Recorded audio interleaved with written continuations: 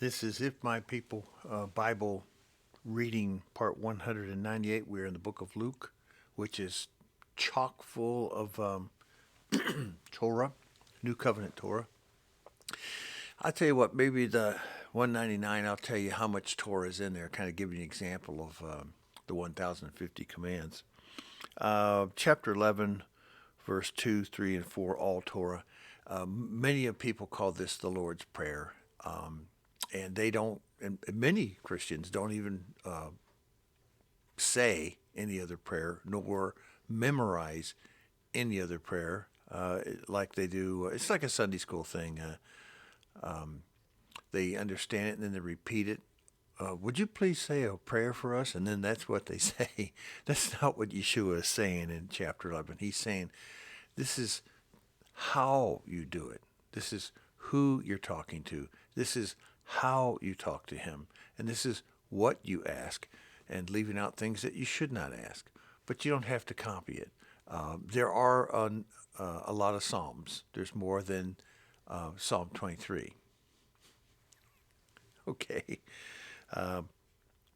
So that's what chapter 11 begins with. Yeshua was just one day, he was just in a certain place praying. When he'd finished, one of his disciples said to him, Master, teach us to pray like that, just as John taught his disciples.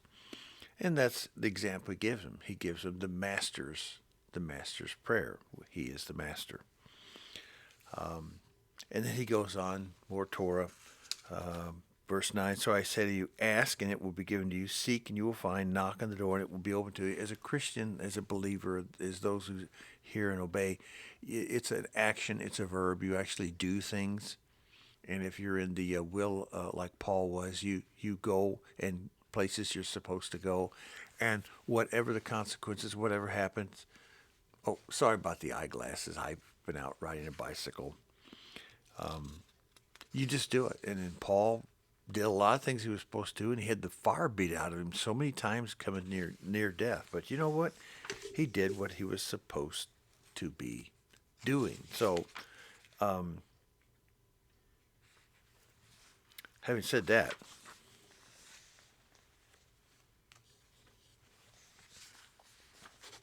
I made a note for after I get done here. Let's go to, boy, there's so much Torah in here. Let's go chapter 12, verse 15. Then he said to them, watch out, be on your guard against all kinds of greed. A man's life does not consist of the abundance of his possessions. And in this, and the next number of, a great number of Torah statements after that, it has to do with possessions and owning and having power and authority over covetousness, and then over covetousness, and then other people's stuff. And what he tells you what to do with it and how you should be. Like he's saying, look out there, the birds, the bees, the trees. Eh, they're not worried about anything. And if I take care of birds, don't you think I'll take care of you? Yeah, you don't have to be a priority in your life is buying stuff. Seek the kingdom first, and all this will be given to you.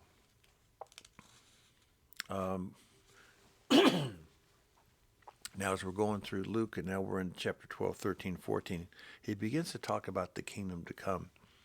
Verse 40 in chapter 12, you must also be ready because the Son of Man will come in an hour when you do not expect him. Peter said in 41, Master, are you telling this parable to us or to everyone? And Master answered, who then is faithful and the wise manager whom the master puts in charge of his servants to give them their food allowance at the proper time? That's a question being asked.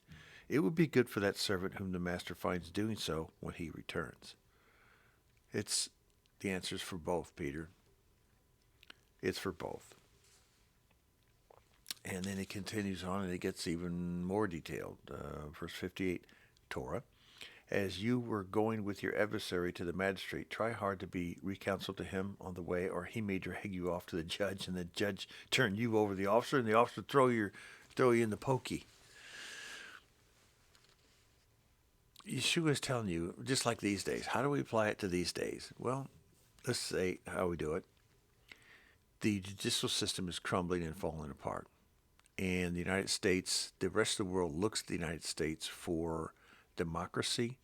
They look at the United States for a republican behavior, republic, a nation of laws, a nation of instructions to understand. And those who follow the knowledge of tree of good and evil, they know right from wrong, since we're all under that.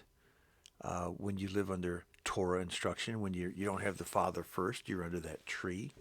That's it's cursed because unfortunately Hasatan jumped into it, and so he's basically saying this: the system is corrupt, and unless you got a lot of money, it's not fair either. It is not fair, and it is not blind. There's not a lady with the blinders on her with a scale of justice, and everything is just equal. No, it's not. So Yeshua is telling you that. He said, don't take this to court because evil people are more likely to win because they got the money, because they hoard the money, and you're not hoarding the money. So therefore, they're hoarding the money. Therefore, they can win because they got the money. It's the money. Once again, follow the money trail. When you want to look at sin, follow the money trail. And then in verse 24, he says, in chapter 13, he said to them, make every effort to enter through the narrow door, because many, I tell you, will try to enter and will not be able to. That's that long road that we're talking about, that long road. It goes left, it goes right, it gets wide, but it goes, no matter how big the road is, it could be a 50, 60 lane highway. Nothing exists like that, but if it did, the gate is just enough for one person to get by at a time. It's like a needle's eye, the eye of the needle, which is a small gate in those days. It's kind of like this, and it was helped to control people going in and out at night. That they kept the gate open, but they controlled who went in because the big gates were closed at night because of darkness and evil, and that's how they protected themselves in those days. And the leaders of the leaders would sometimes stay, and the watchkeepers would stay by that gate to keep people from going in and out who should not be going in and out. And yes, a camel could go through that gate, but the camel would have to literally sit down, get on its haunches, upside down, kind of a kneeling position, and crawl through this needle's eye, which is extremely hard to get a camel to do anything. So that's why Yeshua talked about it later in parables. It's about how difficult it is for a man to enter the kingdom as for a camel to go through a needle's eye. I don't know if you've ever been told that, but there you go. Yeshua was always constantly watched when the Pharisees were always constantly on him. If you are walking in the Word today, you're going to be constantly watched. Watch what you say. Watch what you do. That internet could get you into big, big trouble. Now, that doesn't mean you don't want it to be used against you, in the words I'm saying. So if you're going to say something like I'm saying, you're going to say, as long as you don't edit out what I'm saying and read every comment I put in this Bible word for word, test me on everything I say, I'm going to stick with it.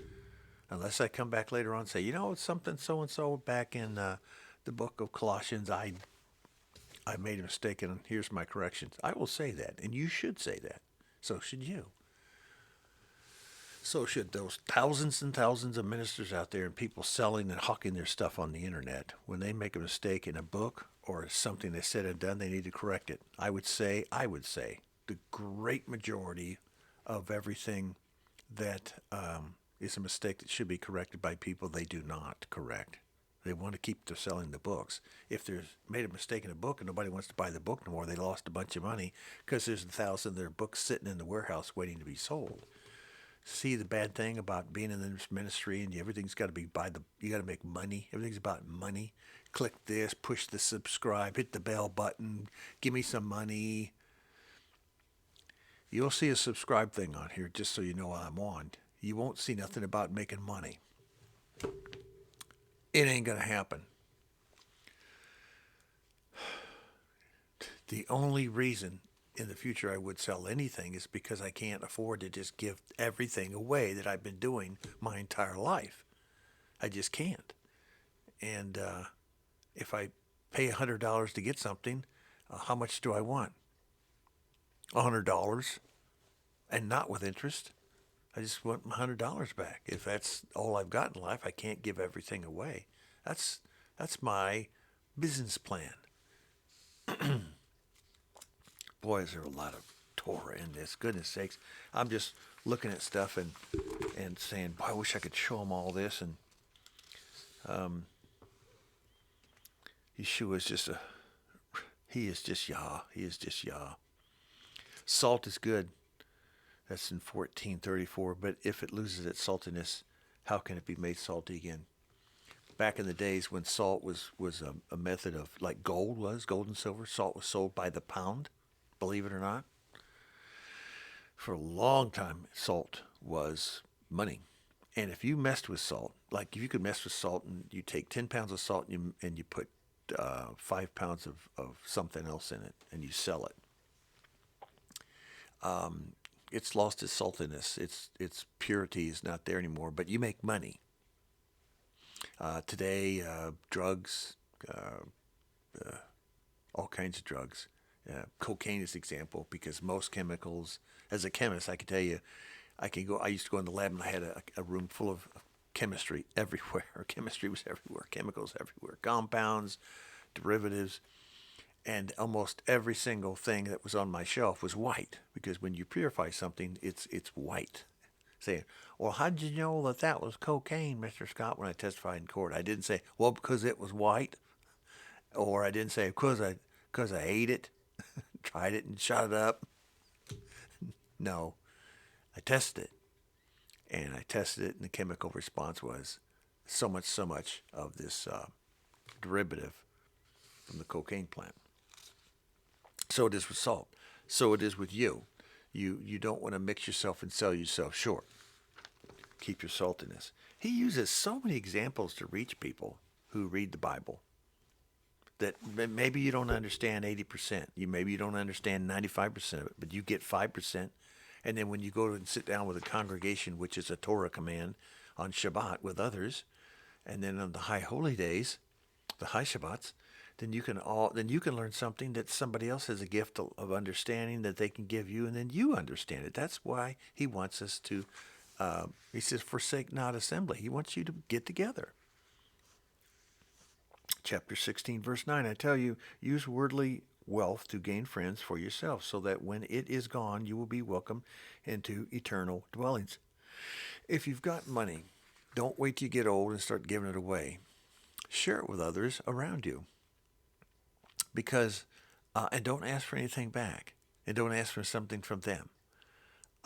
They'll remember that. There'll be hot coals put on their head, and you'll have friends later on when you need it. It's a good thing. But to go out and buy stuff and accomplish stuff and make money and businesses and multiply and hedge management and hedge fund and all this nonsense out there that people do to make money off of others, no. No, selling insurance. Insurance is the classic socialist communist thing you've ever heard of. People that sell insurance to you know for a fact that the odds are you won't need it. That's where they make money. So they sell you insurance to insure you so you can sleep good at night. They're taking money out of everything you've got, knowing and hoping and praying. And then when you are in a situation you need to collect from that insurance money, they fight you tooth and nail. So you have to get an attorney to go after your own insurance company. Check everything I'm saying. Chapter 17, verse 3. So watch yourselves. If your brother sins, correct him, rebuke him. If he repents, forgive him. If he sins against you 7 times in a day, and 7 times comes back to you and says, I repent, forgive him. But eventually he'll wear himself out and start repenting and actually hearing and obeying and being good. So that's what that's talking about. We'll probably stop there, and we'll start at verse 31 in chapter 17. And I'll tell you how much Torah is in the book of Luke, okay?